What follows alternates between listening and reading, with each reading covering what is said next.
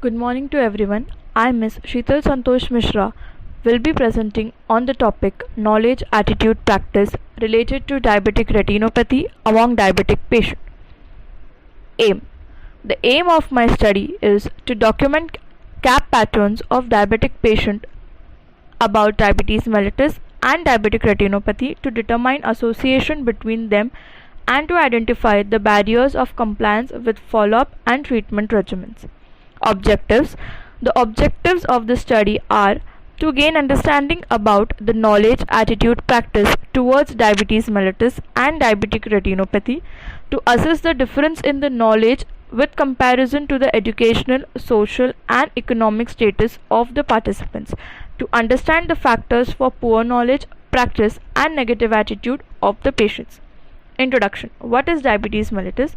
Diabetes mellitus is a heterogeneous group of metabolic disorders characterized by hyperglycemia with disturbance of carbohydrates, fats and protein metabolism, which results from the defect in insulin secretion, insulin action or both. Types of diabetes. There are three types of diabetes. First is prediabetes. Prediabetes is a condition in which blood glucose levels are too high to be considered normal but not high enough to be labeled as diabetes. The fasting blood sugar level of a normal individual is less than 100 mg per dl. That of prediabetes is 100 to 125 mg per dl. And for diabetes, that is either type 1 or type 2, will be 126 mg per dl or high. Type 1 diabetes is formally called as insulin dependent diabetes or juvenile onset diabetes. Type 2 is called formally called as non-insulin dependent diabetes or adult onset diabetes. Diabetic retinopathy. In general term, diabetic retinopathy refers to the leakage of blood vessels in the retina. It is of two types, mainly classified as two types, that is NPDR, which means non-proliferative diabetic retinopathy. It is defined as the presence of one or more microaneurysms, hemorrhages and flash or hard exudates. Next is PDR, which means proliferative diabetic retinopathy. It is defined as any new vessels, hybrid proliferation, pre-retinal hemorrhage, vitreous hemorrhage or photocoagulation scar. The widely used classification is by Early Treatment Diabetic Retinopathy Study, that is ETDRS, the modified Early-House classification. The benefits of this study are to understand the factors of poor knowledge, practice and negative attitude, the correlation between participants' socioeconomic status and educational qualification.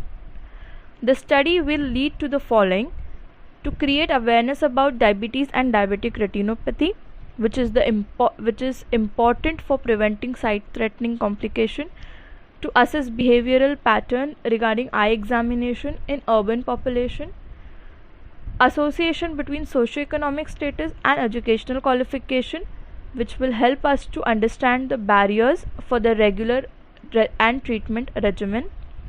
Level of awareness can lead us for more upcoming strategies for awareness of the complication. These are the review of literatures. Material and methodology. This research project is a questionnaire-based cross-sectional study done in a tertiary eye care center. The study design was questionnaire-based cross-sectional study. Study period was July 2019 to March 2020. Study site was Mumbai Eye Care Cornea and LASIK Center and Sri Ramakrishna Nethralaya. The sample size used in the study was 302 patients. Inclusion criteria: diabetic patients on treatment with oral hyperglycemic agents and insulin.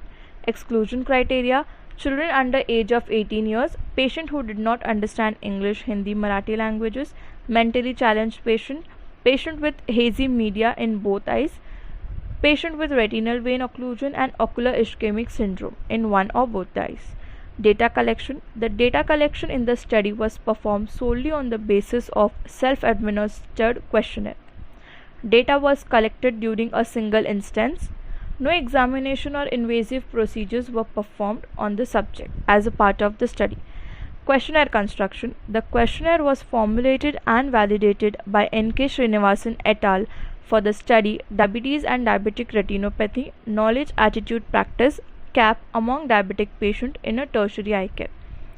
We took the permission of Dr. Sheeja Susan John, Professor, Department of Ophthalmology, Christian Medical College, Tamil Nadu, India.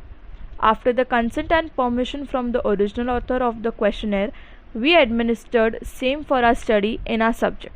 We also took permission for the construction and validation of questionnaire in Marathi language. Results. Among 302 patients, the age group criteria consist the higher percentage of 37.42 which were from 61 to 70 age group. From the figure 2, the gender distribution, 57.28% were male, whereas from the figure 3, 99.66% were from Mumbai. As per the educational qualification, 26.82% were graduated. As per the socioeconomic status, 35.43% were under upper middle class, whereas the classification of retinopathy status, 83.44% were having the absence of retinopathy, whereas 16.55% were having presence of retinopathy. From the table 1, that is CAP regarding diabetes, from 302 patient, good knowledge was assessed in 28.80%, whereas poor knowledge was assessed in 71.19%. Good practice pattern was seen in 71.19%, whereas poor practice pattern was seen in 28.80%.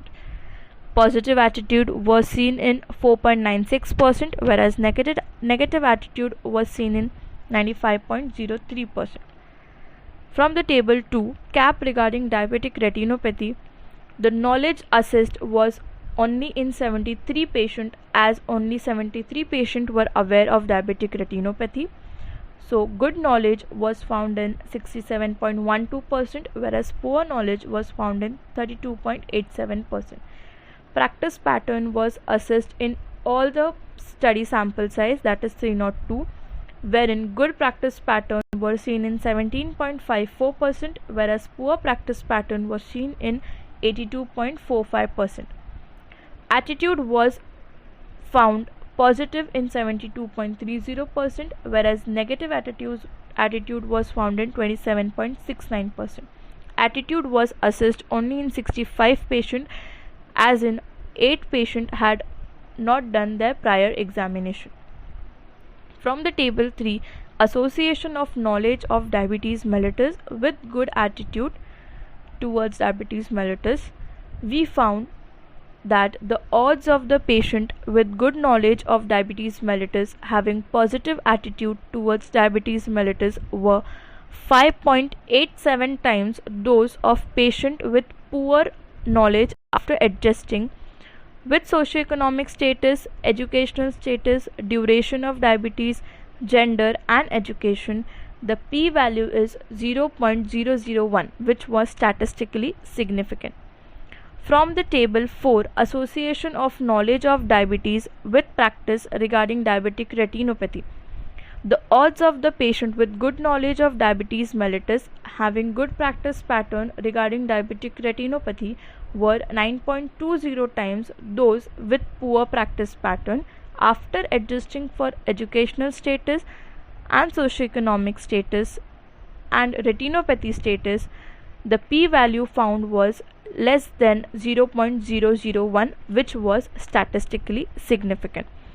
From the table 5, that is association of awareness of diabetic retinopathy with practice regarding diabetic retinopathy, we found the odds of patient with awareness of diabetic retinopathy having good practice pattern regarding diabetic retinopathy were 4.32 times those of patient who were unaware.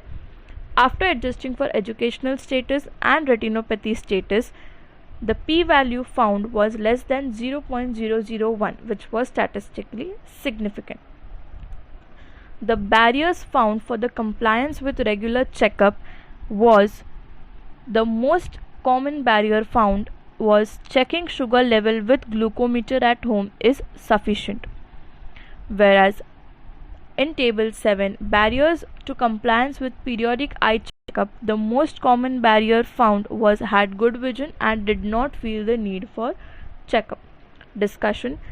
Patient included in the study were 302, from which 28.80% in the study had good knowledge about diabetes. In similar study conducted by N.K. Srinivasan et al., P.K. Rani et al. Reported 42% and 49.9% respectively. We found 4.96% in our study having good positive attitude towards diabetes, wherein similar study by M.K. Nivasan et al. Found positive attitude in 29.2%. In our study, among 302 patients, 46.03% were aware that eyes could be affected by diabetes, but only 24.17% were aware of diabetic retinopathy as an ocular complication. In similar study by N.K. Srinivasan et al. And Dandona R. et al. Have also reported poor awareness of diabetic retinopathy, that is 17.01% and 27% respectively. In our study, 67.12% were aware of diabetic retinopathy, had good knowledge of diabetic retinopathy. In similar study by N.K. Srinivasan et al. Reported poor knowledge of diabetic retinopathy, that is 26.5%. Among 87 patients with good knowledge of diabetes, only 42.53% had good knowledge of diabetic retinopathy, whereas 39.08% were not even aware of diabetic retinopathy. Strategies to educate patient about this potentially blinding complication of diabetes should be evolved. We can educate patient at every point when they come in contact with the healthcare practitioners, like general practitioner, physician, optometrist, ophthalmologist. We should make aware about diabetic retinopathy among the diabetic patient. Health education measures should be implemented at all levels of healthcare. Health education through mass media, posters, pamphlets, screening camps like of retinopathy on special day like World Optometry Day, World Sight Day, World Diabetic Day can be performed. Conclusion of the study: early detection and timely intervention can help in preventing sight-threatening complication of diabetic retinopathy. Lack of knowledge, poor attitude and poor practice level were found among patients in the study. Lack of knowledge concerning the need for screening for diabetic retinopathy was found in major barrier. Limitations: small sample size. Some diabetic patient might not have given the right information about their monthly income, this being a sensitive issue. These are the references. Thank you.